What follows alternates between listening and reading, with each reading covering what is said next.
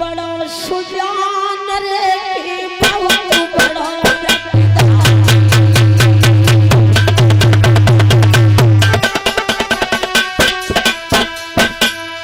ध्यान देना भैया। धर्मध्वज नाम के महान इंसान थे, बड़े भले प्राणी थे। उन्हीं के घरों में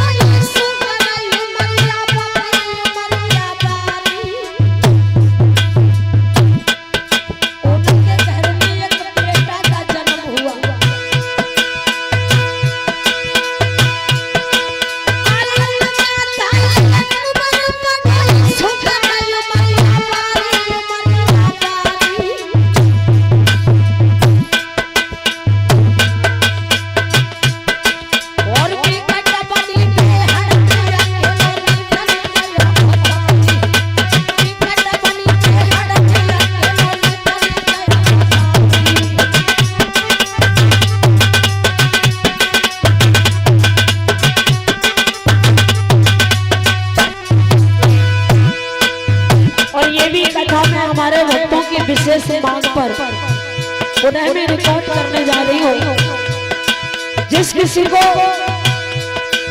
ये मोर बोलने की कथा श्रवण करनी हो तो केपी यादव स्टूडियो धनारी ये चैनल सब्सक्राइब कर लें, तुरंत आपको ये कथा सुनने मिलेगी।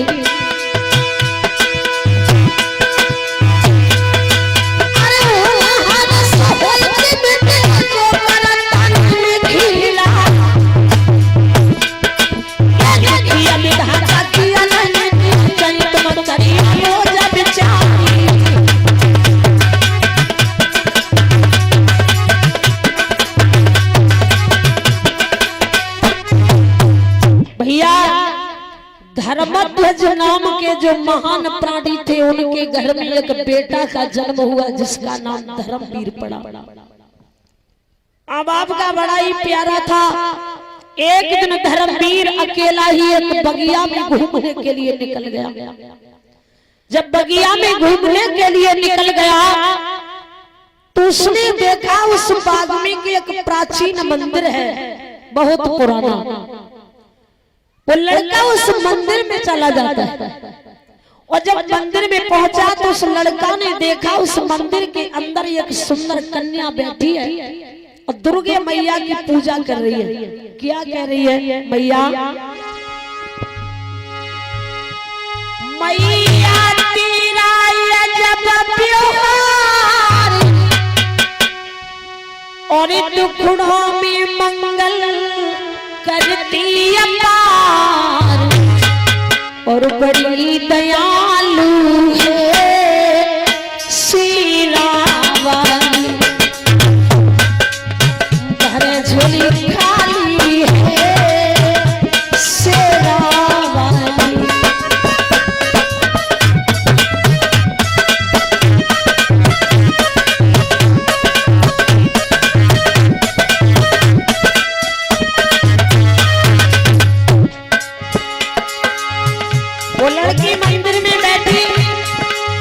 स्तुति कर रही है दुर्गे माँ की।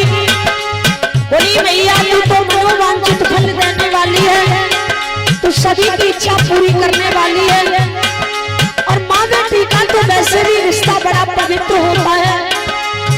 मैं भी तेरी एक कन्या हूँ,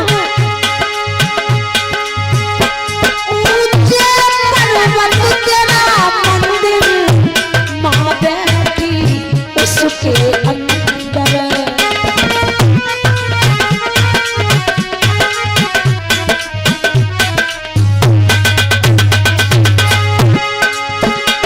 बांधे बालों में चूड़ा और लाली ओढ़े चुंदरी।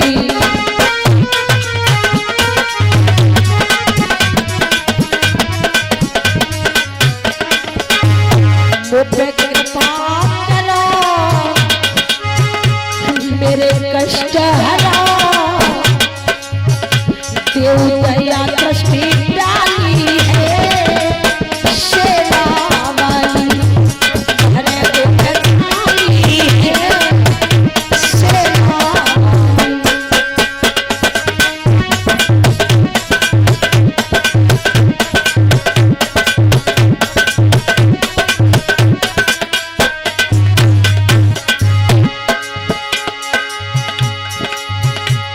और बोली मैया लड़कों को विद्या देती, लड़की को देती घरवर।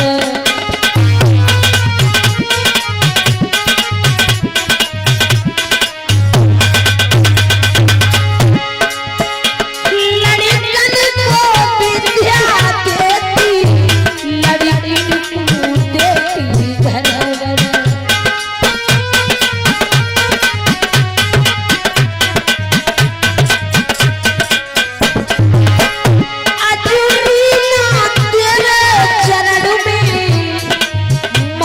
झुकाती है सर।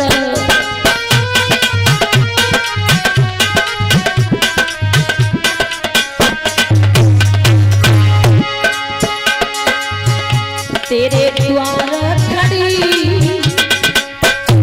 ले आस पड़ी, देव दया दृष्टि डाली है शेरा वाली, हरे दुख खाली है शेरा वाली।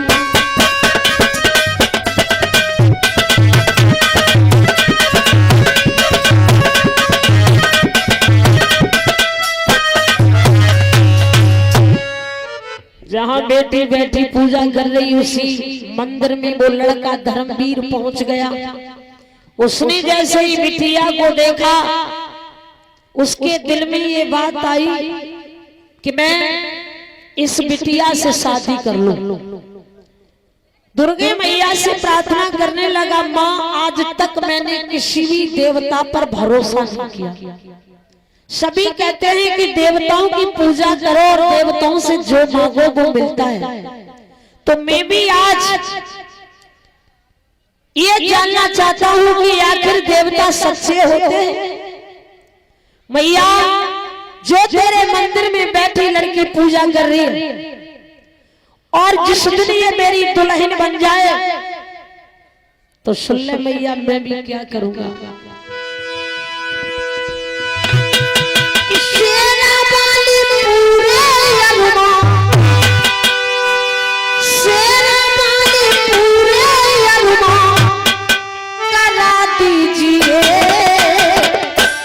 बिटिया के मांगस दुर्गा बना दीजिए, कन्या के मांगस दुर्गा बना दीजिए।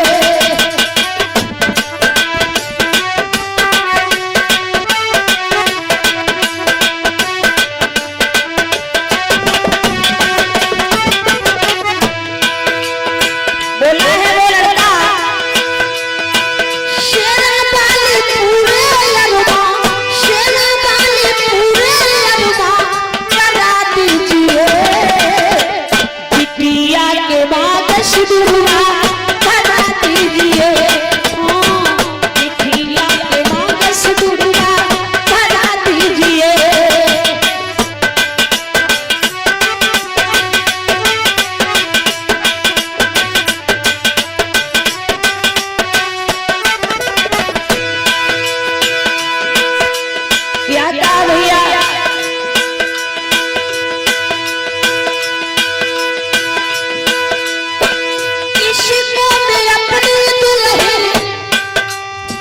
जिस दिन बनाऊंगा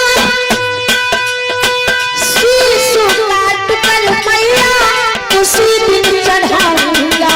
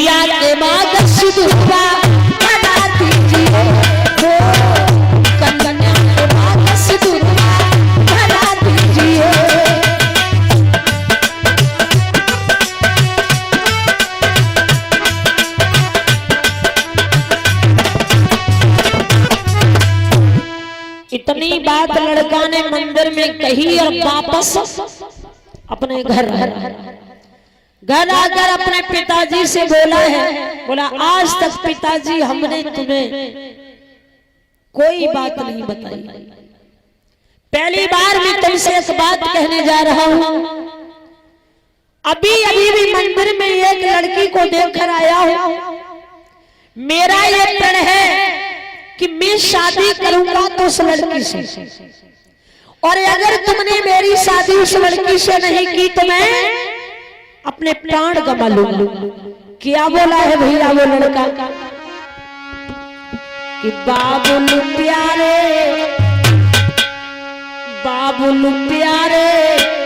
बचन हमारे पे तुम ध्यान लगाओ, मुझे क्या हो गया है, मुझे क्या हो गया है।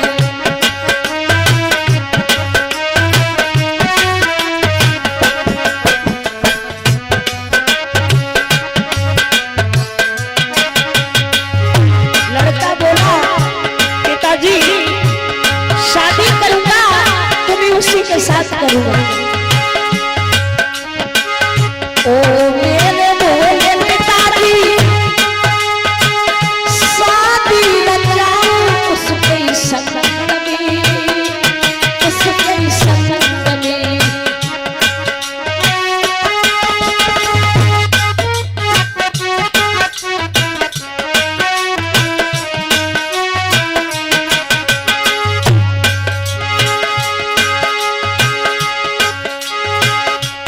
इच्छा न पूरी की अपने अंग में, अपने अंग में।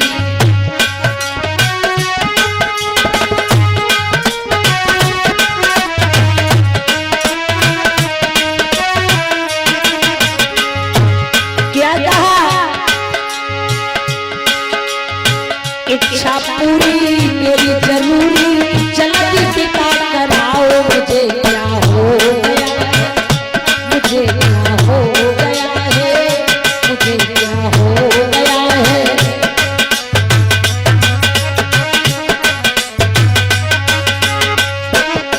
और भैया कहने लगा ओ मेरे भोले पिताजी देख के सुंदर शरीर हो, शरीर हो।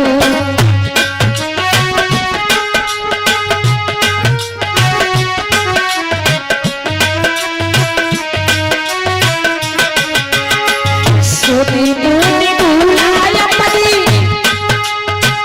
दिली हो गया गंभीर हो, गंभीर हो।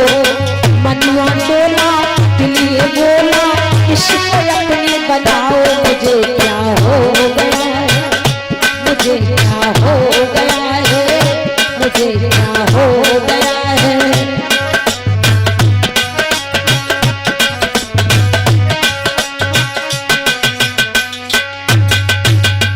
लड़का के पिता ने मना किया कि किसी के घर जाकर किसी की बेटी की कलाई मांगे, हमें शोभा देगा। लड़का ने कहा कुछ भी सही, अगर तुम अपने बेटे की खुशी चाहते हो तो तुम्हें लड़की के घर जाना पड़ेगा।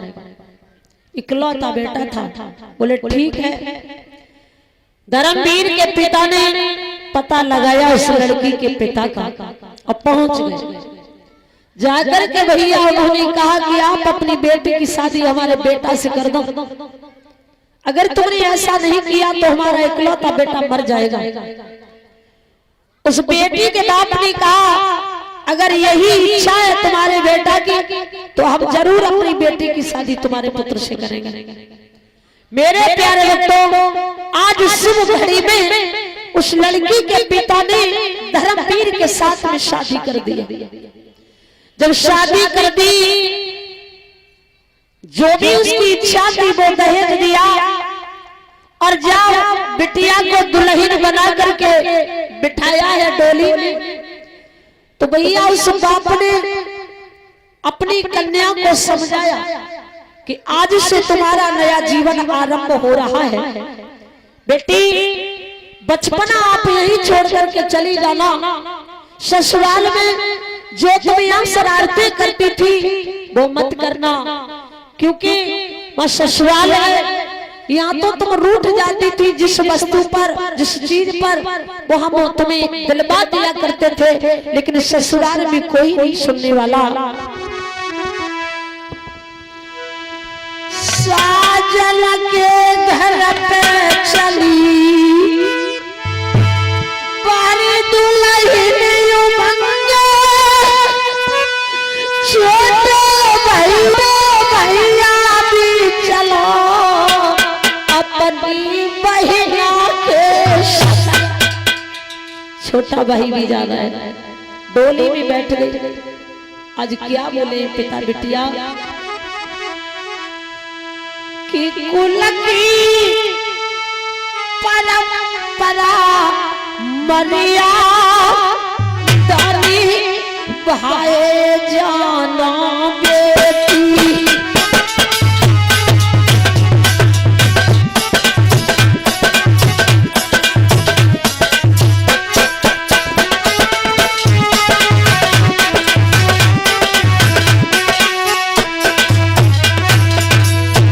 बिटिया,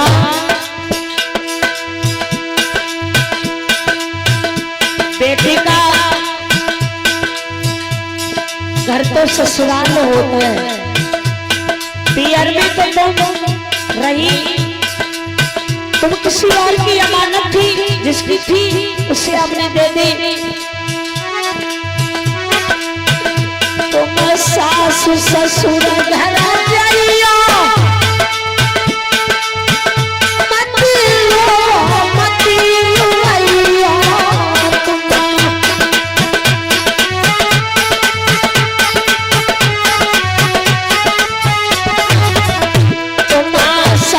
ससुर घर जाइया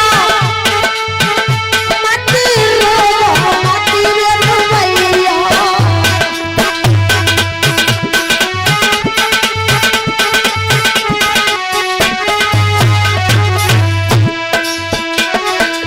बिटिया मत कहियो रे भैया, दीदी भाई जइया।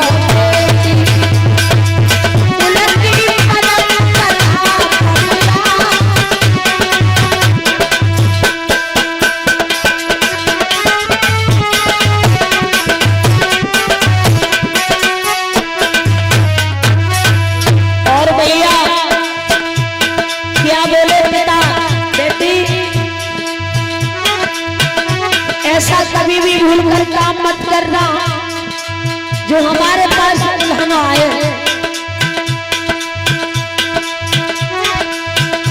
तो मत काम समय से करियो, सब चीज जहाँ रखियो।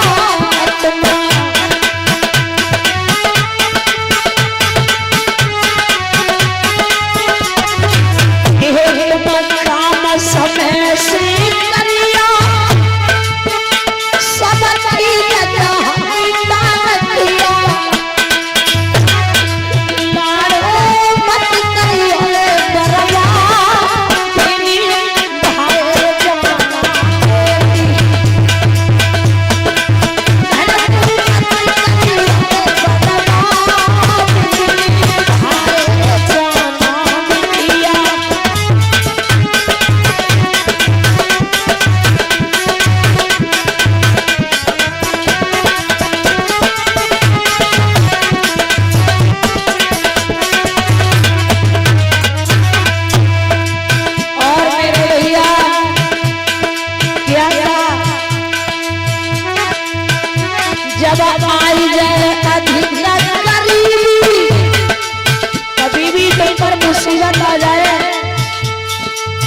भैया कभी भी गरीबी आ जाए तो धर्म मत छोड़ देना, दुख का सामना करना बेटी।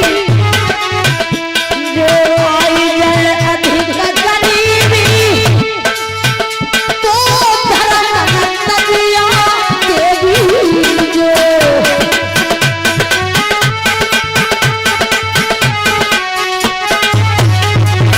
अरे जो आई जाए अधिक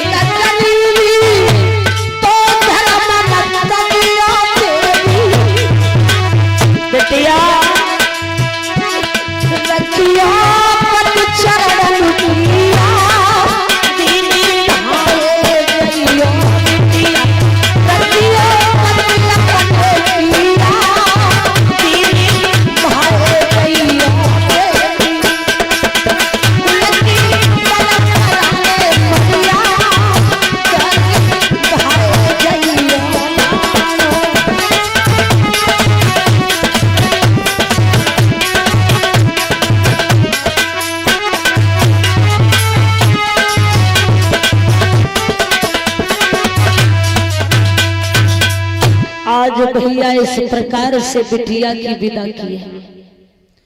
जब बेटी की विदा की है, छोटा भाई भी साथ जा रहा है। जहाँ मंदिर मैया का बना हुआ था उधर से ही रास्ता गया था धर्मवीर के गांव के लिए। भैया जैसे ही वो अपनी पत्नी को लेकर नई दुल्हन को लेकर के चला है, उस मंदिर वाली रास्ता से ही निकला। जब मंदिर वाली रास्ता से निकला है तो हुआ क्या भैया, लेकिन नारी वो व्रतधारी खुश होकर के चलो है यदारी। और माँ के मंदिर के मार्ग से धाया ना माँ को शीश झुकाया।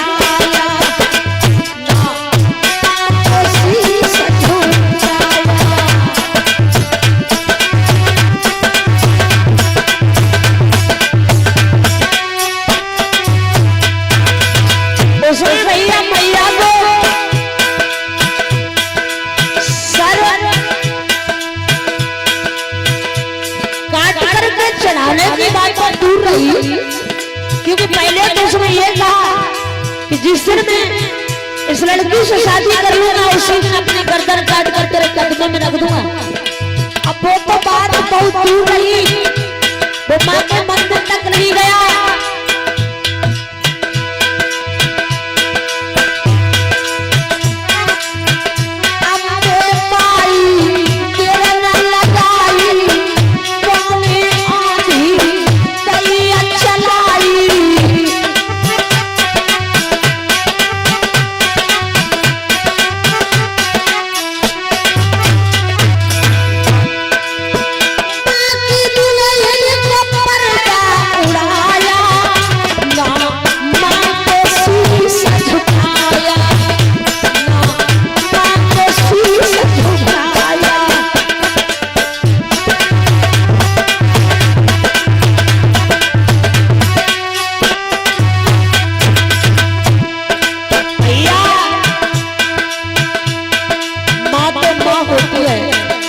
सच्ची होती है।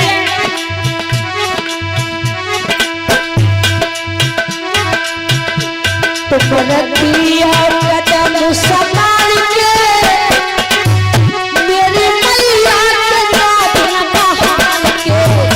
सब बनती है कदम संभाल के मेरी मैया के नाम बहाल के।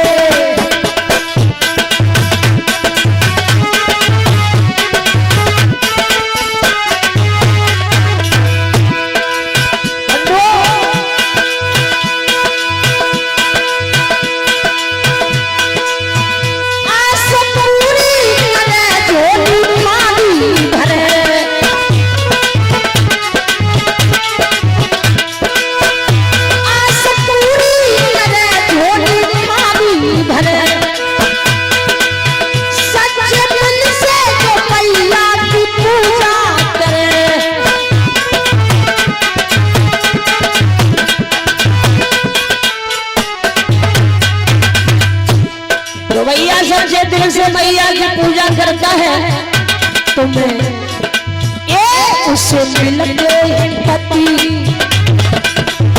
उससे मिलते ही पति देखो राम से मेरी मैया तुझे मिले पति देखो राम से मेरी मैया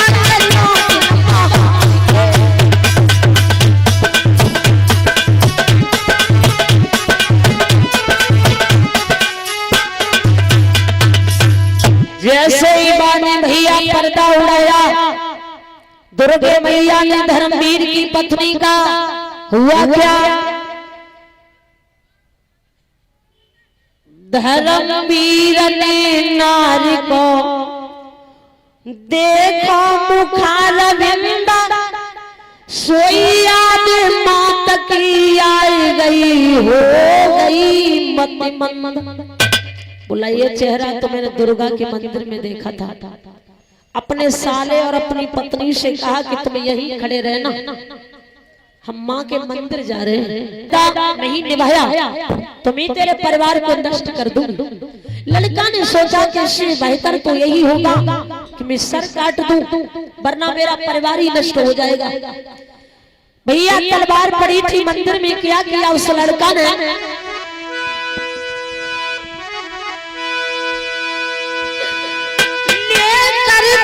हाथ कटारी को बाले शीश काट के चढ़ाया है, जो देकर माँ को गया बचन बन आई की तुरंत निभाया है।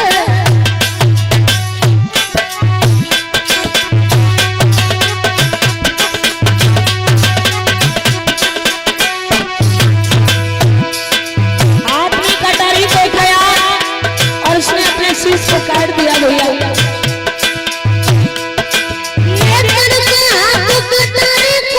शीश काट के चढ़ाया माँ को गया बचल बन तुरंत आई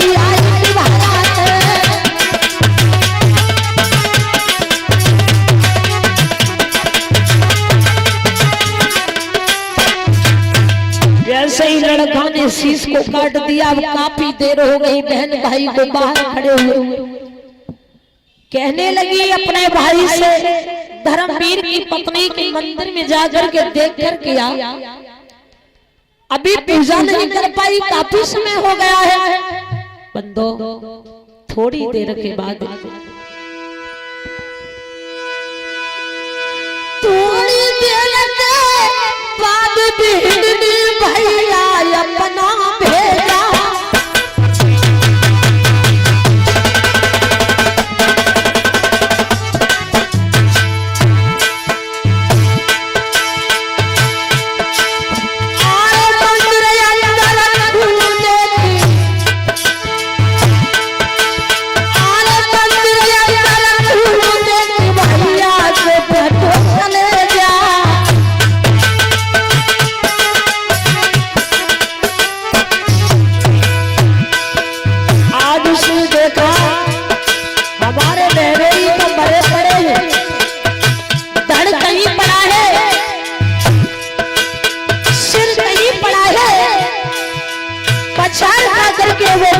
मंदिर में बोला, माँ कैसी भैया है, मेरी बहन ने तो तेरी इतनी पूजा की कि जब तक तेरे मंदिर में नहीं आ जाती थी तब तक जल भी नहीं पीती थी, और तूने ये फल से दिया, तूने तो ससुराल भी नहीं जाने दिया, आज भर में सब विधवा बना दिया। भैया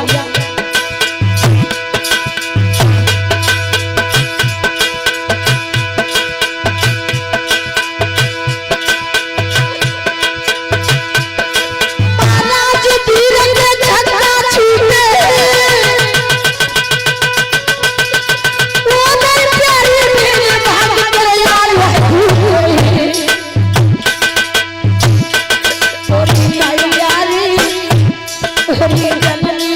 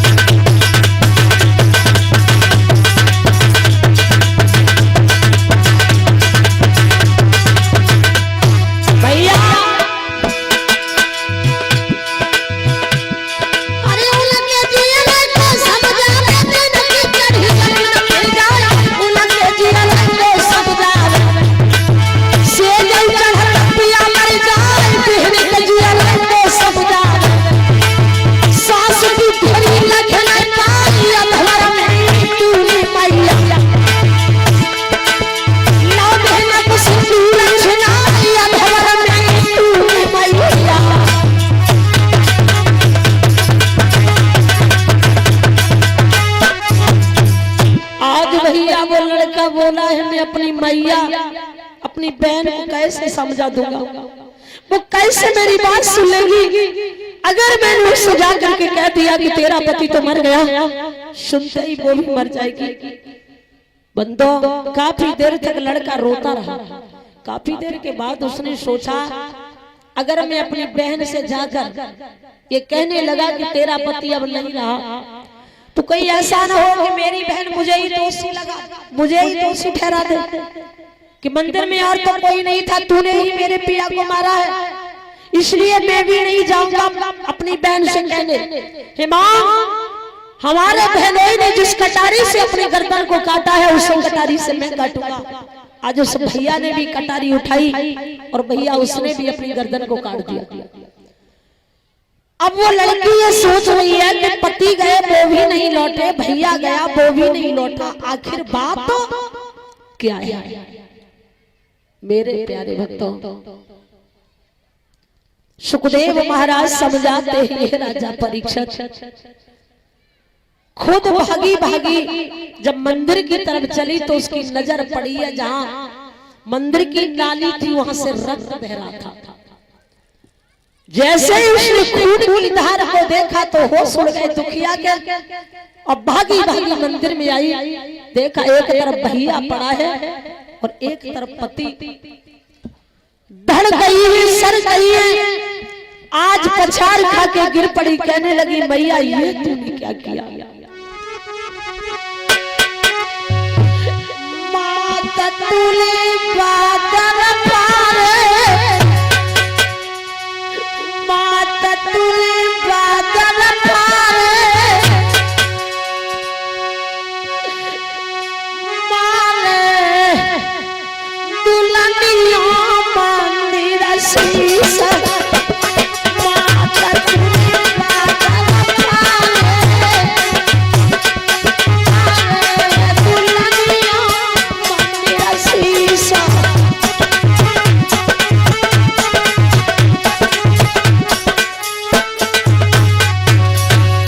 बोली भैया तूने अच्छा नहीं किया,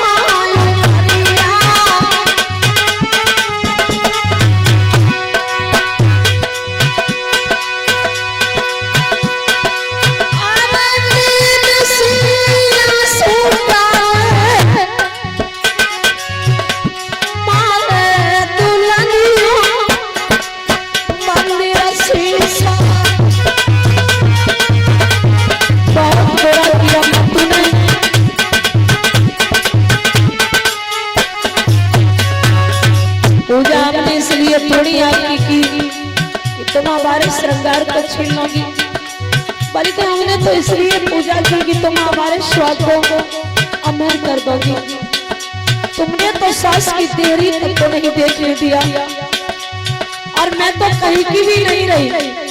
ससुराल जाऊंगी तो सास पूछेगी मेरा बेटा कहाँ है, पियर जाऊंगी मेरी माँ पूछेगी मेरा बेटा कहाँ है।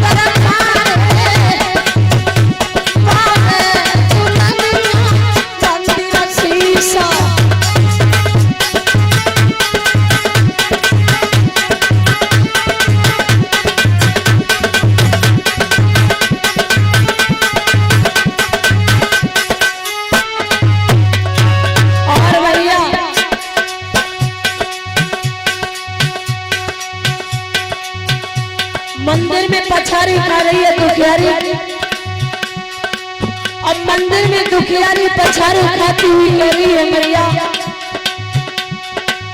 मुझे तो ऐसा लगता है कि तू तो खून की भूखी है।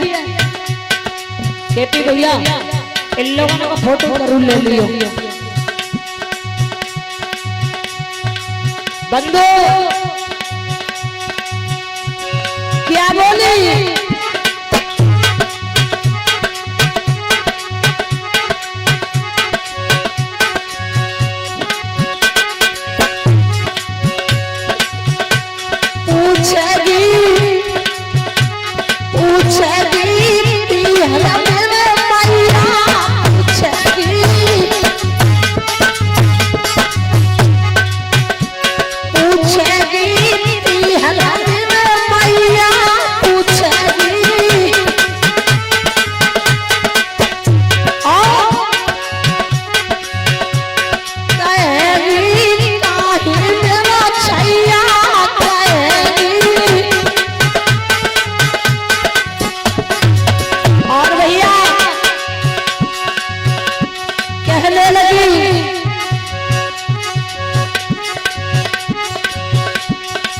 माता हमारी पूछेगी हमारा बेटा कहीं ससुराल जाऊंगी तो सासू माँ पूछेगी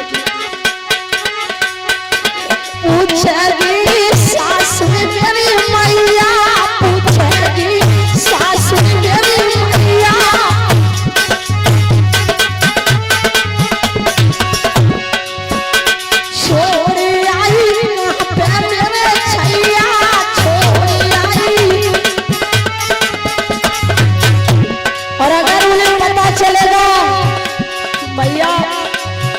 मुझे ही मारेगी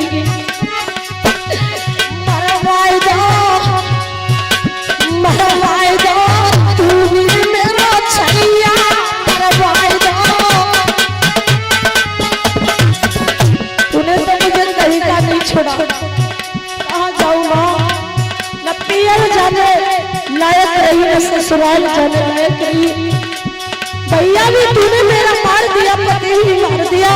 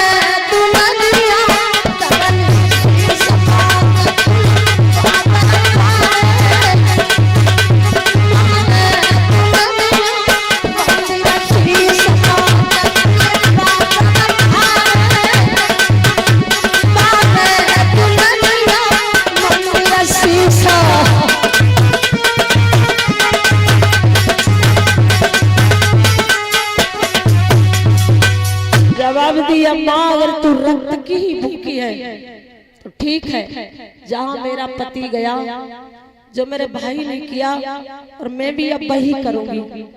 तलवार उठाई उस लड़की ने हाथ में और तलवार को उठा करके कहा कि भैया मुझे नहीं मालूम था कि तू खून पीने वाली है, तो ये जानती थी कि तुम तो खीर पूरी का भोग लेने वाली हो, इसलिए मैं रोजाना तुम्हारे मंदिर में आकर के खीर पूरी का भोग बना के लाया करती थी, तुम्हें दूध अर्पण करती थी, फूल चढ़ाया करती थी, लेकिन तुम तो खून की प्यासी हो। ठीक है माँ, मेरा जो भी हुआ उसे हो जाने दे, लेकिन तू अपना ऋण हमारे ऊपर मत छोड़।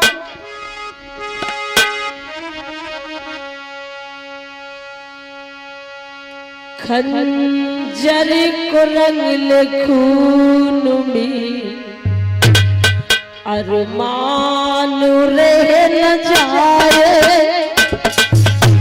माँ हमारे ऊपर कोई कर्ज न रह सके तेरा। खंजर को रंग खून में अरमान रह न जाए।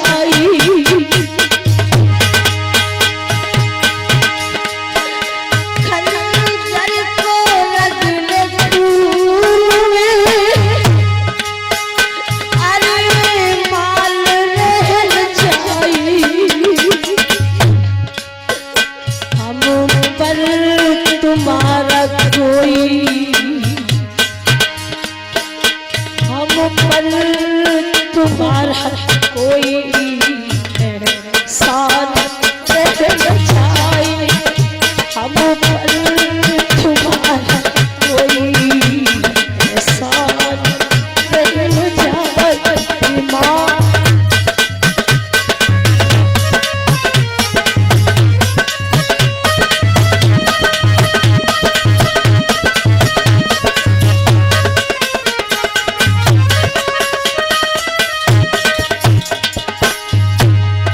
हमारी तो तूने किस्मत बिगाड़ दी, लेकिन हमारे ऊपर ऋण मत छोड़ना माँ। मैं भी अभी अपनी गर्दन काट कर तुझे अर्पण करती हूँ। मजमान लगा हुआ है, मजमान लगा हुआ है, तू सबको पिला दे साथी।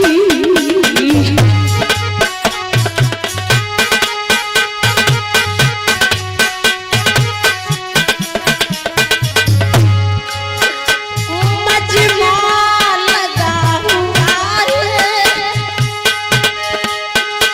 तू सबको पिला दे साथी। मैं दिल में कोई प्यासा, मैं दिल में कोई प्यासा मेहमान मैं दिल में कोई प्यासा मेहमान ले जाए माँ।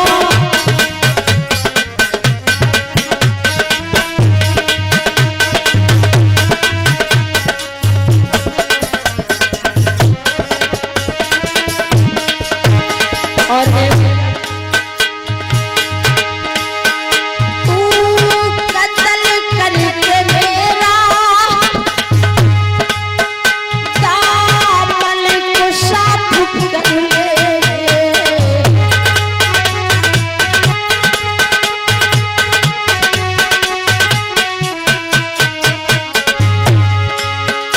तू कत्ल करके मेरा दामन को साफ कर ले।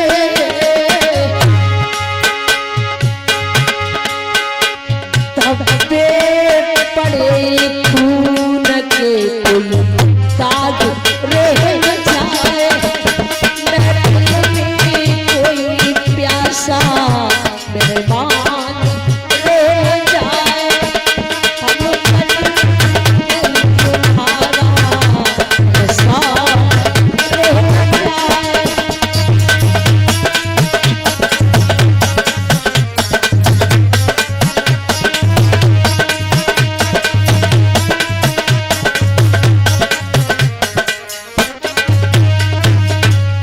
भैया आदर पर तलवार रखने वाली थी, तुरंत दुर्गे मां प्रकट हो, और दुर्गे मां प्रकट हुई, कहने लगी बेटे ठहरो, जो ये शीश है इन्हें उठाओ और जो जड़ पड़े हुए इनमें जोड़िए।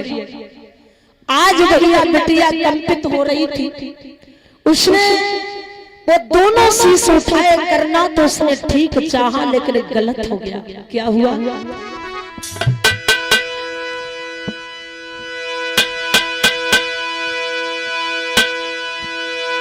बाई ना सिर पत के धड़ में, पत का सिर भैया के धड़ में, भैया का शीश लगा दिया पति के शरीर में और पति का शीश लगा दिया भैया के शरीर में।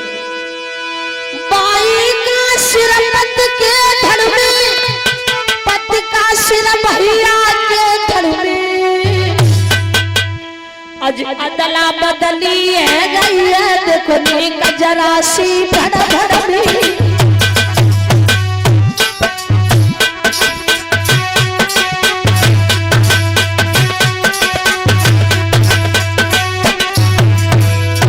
अब तो लड़की घबरा गई, कहने लगी भैया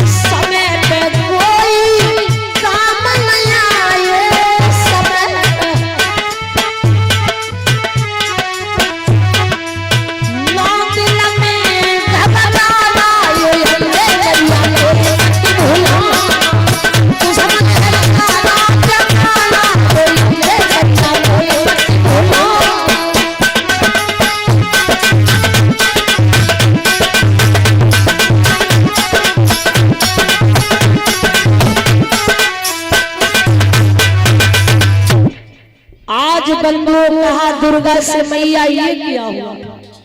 अब पति का शीश तो भैया के शरीर में और भैया का शीश पति के शरीर में, अब तो मैं किसके साथ में सती हो जाऊं मेरी समझ में नहीं आता। तो जवाब दिया दुर्गे मैया ने कि आप जहां पति का सर है और भैया का शरीर है उसके साथ सती हो जाइएगा। तो उसने कहा कि मैं सती हो जाऊंगी।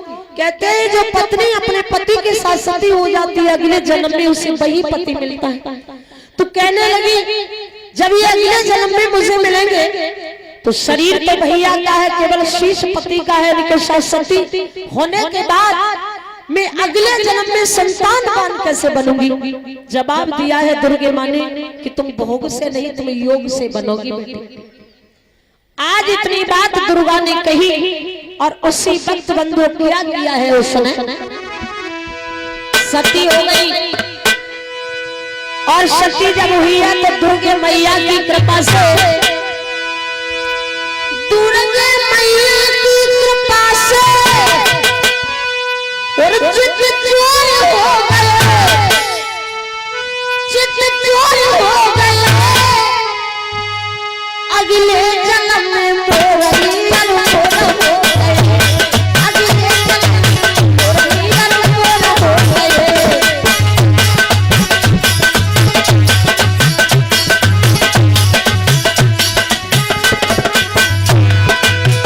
मोर मोर में बन गए। इसलिए भैया मोर योगी का प्रतीक है, मोरनी भी योगी की प्रतीक है और कन्हैया भी योगियों के प्रतीक है। जब मोर नाचता है उसके जब नाचते समय वो देखता है मेरे पैर, क्योंकि मोर सुंदर है पैर उसके कोड़ी है, तो पैरों को देखकर जब वो रोता है तो आंसू निकलते हैं, तब मोरनी उन आंसुओं को ग्रहण करती है।